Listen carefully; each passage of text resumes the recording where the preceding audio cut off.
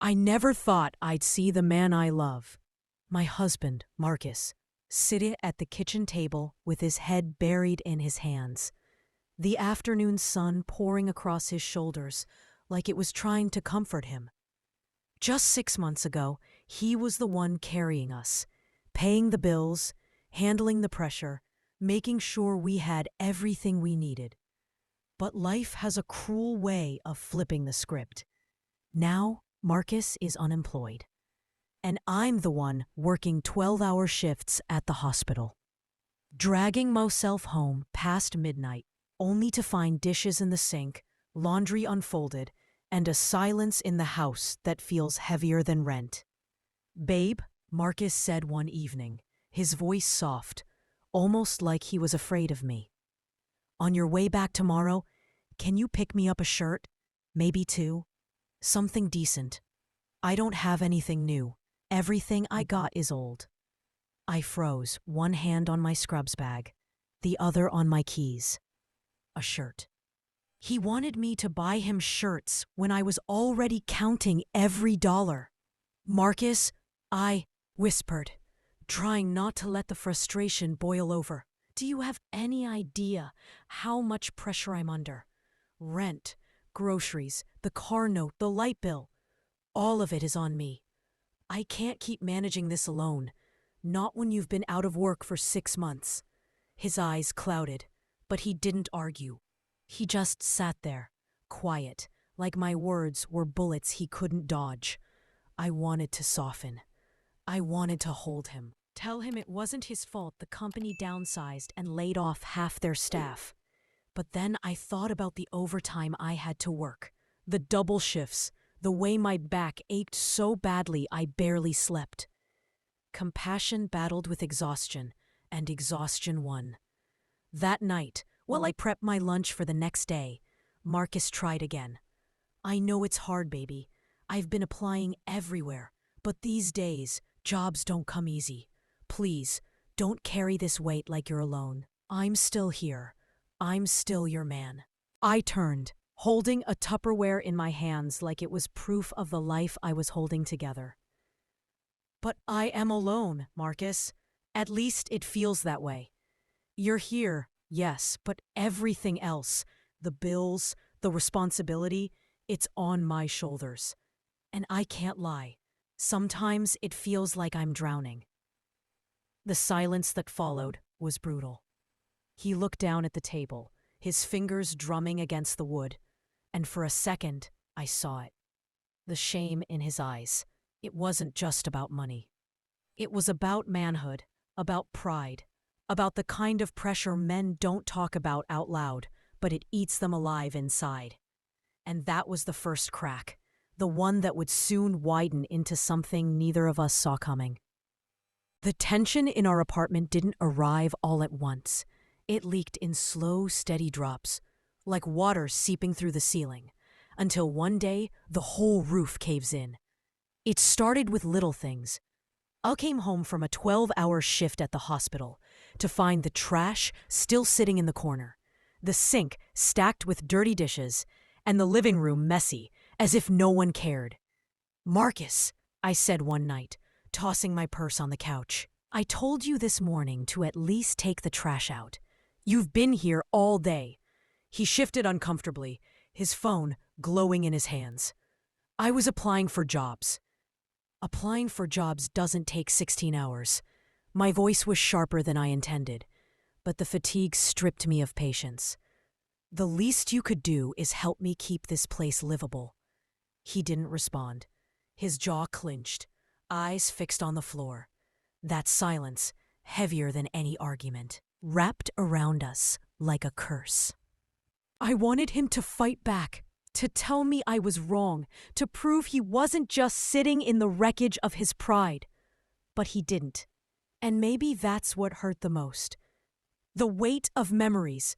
Sometimes, late at night, I'd stare at Marcus lying beside me, his chest rising and falling slowly, his face calm in sleep. And I'd remember the man he used to be. Back when we first met, Marcus worked in construction. He came home sweaty, sore, but proud, always carrying dinner, always asking about my day. He made me feel safe, like the world couldn't touch us as long as we had each other. Now, that man felt like a ghost. I couldn't even remember the last time I'd laughed with him. And in my weakest moments, I wondered if this was what marriage was supposed to be. Carrying someone so heavy that you start to sink yourself. Weeks passed, and with every paycheck, I stretched thinner and thinner, like a rubber band ready to snap. One Friday night, I finally broke. I'd had a brutal shift. 2 emergency codes, 1 patient lost, another fighting for their life. When I finally clocked out, I didn't even have the energy to call a cab. My supervisor, Dr. Harris, a man 15 years older than me, offered me a ride home. "Appreciate it, Doc," I said, buckling in. Cabs were backed up. I didn't want to wait out there alone this late. He nodded, keeping his eyes on the road. "You've been working too hard, Julia. Don't burn yourself out." When he pulled up in front of my building, Marcus was already outside, waiting. His eyes narrowed as I stepped out of Harris's car, my laugh still hanging in the air from some silly joke. The look on his face froze me in place. "Who the hell was that?" he asked, his voice low, dangerous. "My boss. He gave me a ride. That's all." "That's all?" Marcus's eyes flicked to the car pulling away. "You sitting there laughing with him, touching his shoulder, like that's all? The whole damn neighborhood probably saw." I stared at him, stunned. "Marcus, you think I disrespect you like that? You think I'm stepping out on you? After everything?" "You don't see it," he shot back. "But I see it. I see the way you look happier around everybody but me." The words cut deep because part of them were true. Lately, I've smiled more at work than I have at home. I turned away, my throat tight. "You want to talk about smiles? Try carrying the whole damn house on your back.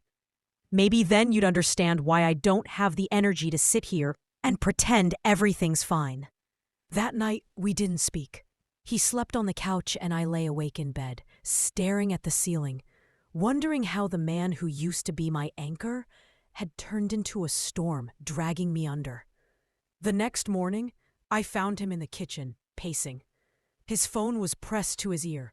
"Please, man," he was saying to his friend Gage. "I'm begging you. Just talk to somebody for me. I'll take anything. Warehouse, janitorial, whatever. I can't keep sitting here like this." His voice cracked. "This house, it's eating me alive. My pride, my respect, it's gone. I can't even look my wife in the eyes without feeling like a failure." I stood frozen in the hallway, listening. For the first time, I realized this wasn't just about me being overworked. It was about him losing himself. When he hung up, he saw me. His shoulders sagged. "Julia," he whispered, "I know I failed you. I know I haven't been the man you married. But I swear I'm trying. And if I can't fix this, if I can't fix me, you'd be better off without me." The floor seemed to fall out beneath me. For months, I had been angry, bitter, resentful. But in that moment, I saw his pain raw and unfiltered. This wasn't laziness. This wasn't him not caring. This was him drowning. Still, the resentment inside me fought to hold on. "And what about me, Marcus? You think I'm not drowning too? You think I can carry the bills, the house, my job, and your pain all by myself?" Tears welled in his eyes. "I'm not asking you to carry me. I don't know how to stand right now." The silence after that was suffocating. We stood in the same kitchen, but it felt like we were miles apart. 2 people bound by love, but broken by life's weight. That night, I went to bed with a single thought looping in my mind. How much more can our marriage take before it collapses? When pride meets desperation. The following week, Marcus tried harder. I could see it. Applications scattered across the table. His laptop always open. Interviews on speakerphone. But rejection emails poured in like a flood. We've decided to move forward with other candidates. Unfortunately, we're looking for someone with more recent experience. Thank you, but no. Each one chipped away at him. His posture slumped. His voice lost its confidence. And every time I walked in from work, the air between us grew colder. One night, he sat at the table, staring at his reflection in a glass of water. "I used to be somebody," he muttered. "Now I'm just taking up space." I wanted to tell him he was wrong, that he was still my husband, still the man I loved. But exhaustion stole my compassion. Instead, what came out was, "Then do something about it, Marcus. Don't just sit here waiting for the world to hand you back your pride." He flinched like I had slapped him, cracks becoming walls. We stopped eating dinner together. I'd cook, leave a plate on the counter. And he'd eat after I went to bed. We stopped laughing. Jokes fell flat, conversations dried up. We stopped touching. Our hands, once naturally intertwined, now hung awkwardly at our sides. The house felt less like a home and more like a prison, each of us in our separate cells, serving sentences we didn't know how to end. Sometimes I hear him in the bathroom, water running to cover the sound of his sobs. Other times, he'd hear me crying quietly into my pillow, pretending to be asleep. Neither of us knew how to reach for the other without reopening wounds. And still, beneath it all, love lived, bruised, battered, silent, but alive. But the question that haunted me, night after night, was whether love alone would be enough to save us. The apartment was quiet when I came home that evening, but it wasn't the comforting kind of calm. It was heavy, like the air had weight, pressing against my chest. My back ached from 12 hours on my feet at the hospital, my scrubs still smelling faintly of antiseptic and sweat, and I felt my stomach twist with the exhaustion that had become my permanent companion. Marcus was sitting on the couch, slouched, his eyes fixed on the muted TV, as if it were a window into some other life where everything was still okay. His laptop was closed on the coffee table, applications scattered around it like fallen leaves. "Marcus," I said softly, my voice cracking despite my efforts to keep it steady. "Did you eat today?" He didn't look at me. He didn't even acknowledge my presence. I stepped closer, letting the weight of my exhaustion slip into my words. "Marcus, talk to me." Finally, his head turned slowly, his face pale, eyes bloodshot. There was no anger in his voice, only a hollow emptiness I hadn't seen before. "You're late." "I texted you," I replied, trying to keep calm. "I had to cover for a nurse who called out. You know my shifts." "You're always covering, always working, always anywhere but here." His words cut sharper than a knife, though they weren't meant to wound me. They were a reflection of his own guilt, his own pain. "I'm doing this for us." "Marcus," I said, my voice trembling. "I'm killing myself out there so we don't drown in bills, so we don't lose this apartment, so we can have something, anything, left at the end of the month. You think I like this life? You think I want to be gone all the time?" He pushed himself up, and for a moment he looked like the Marcus I had married, strong, proud, but shadowed by worry. "And what do I do, huh?" he asked, voice rising slightly. "Sit here like some useless decoration while you carry everything? That's not a marriage. That's a prison, for both of us." The words exploded out of me, fueled by exhaustion, fear, and frustration. "Then fight. Fight for us, Marcus. Fight for a job, for your pride, for me. Don't just sit there and rot while I'm out breaking my back." He shook his head, the weight of his failure etched into every line of his face. "You think I haven't tried? You think I don't wake up every day hating myself for being the man who can't provide? Every rejection, every silence. It's like the universe is telling me I don't matter, and maybe I don't. I felt my heart twist. The truth of his words hurt more than anything I could say. I'm not saying you don't matter, I whispered, softer now. But love isn't enough when the world won't give us a break. You need to fight too, Marcus, not just sit there letting life drag you under. He stepped back, his eyes glistening with unshed tears. I can't, he said. I've tried. I'm tired, Julia. I'm broken.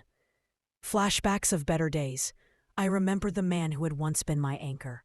Marcus, sweaty from a long day at construction, greeted me with a grin and a takeout bag in one hand, his keys jangling in the other. He used to leave little notes around the apartment, reminders of love. Don't forget to eat, baby. I've got your back. We'd laugh at our mistakes, dance in the kitchen while making dinner, and stay up late talking about dreams we would chase together. We believed that nothing could break us. Not bills, not exhaustion, not life. And now, all of that seemed like a lifetime ago. A story told in another person's voice. That night, Marcus slept on the couch, curled into himself like he was trying to disappear. I lay in bed, staring at the ceiling, wondering how love could feel so fragile, how the same hands that had once held me so gently could now tremble with helplessness. Hours later, heard him moving in the kitchen, the faint shuffle of papers, the clink of a cup against the counter.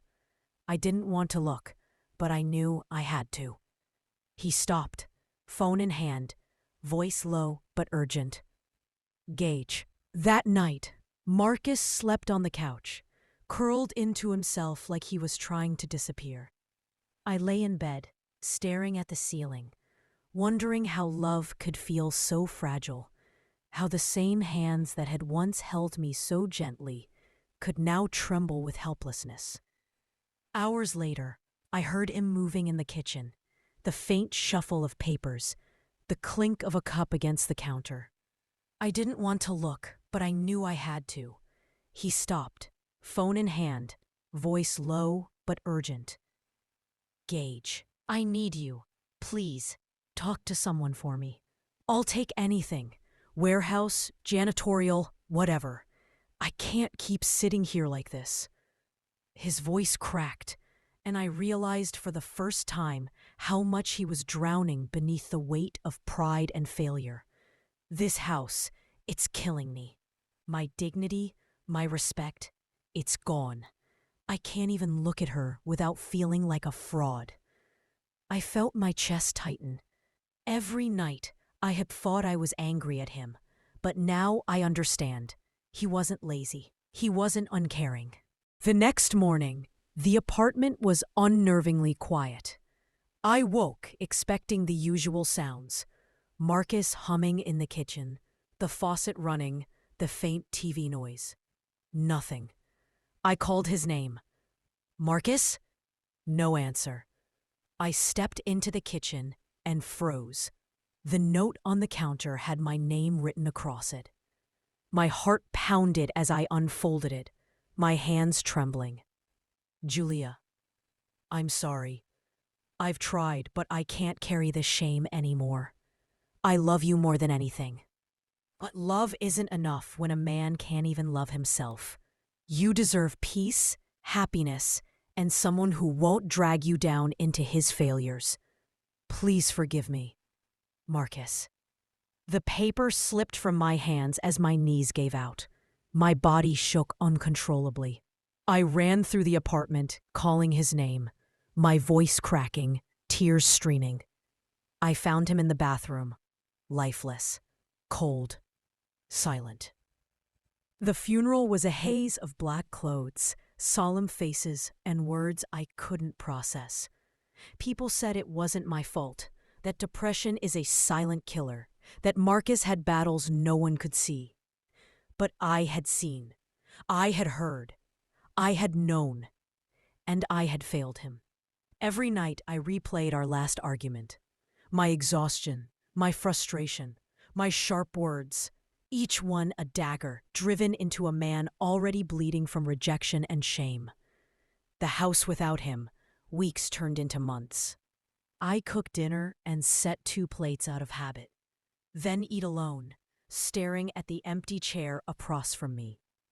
The apartment feels like a mausoleum, walls echoing with memories and lost laughter.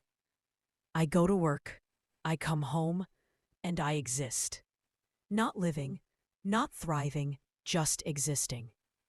Every reminder of Marcus, his sweatshirt on the couch, his mug in the sink, the notes he left, is a knife twisting in my heart. I reach for the space he used to sleep in and find only cold sheets.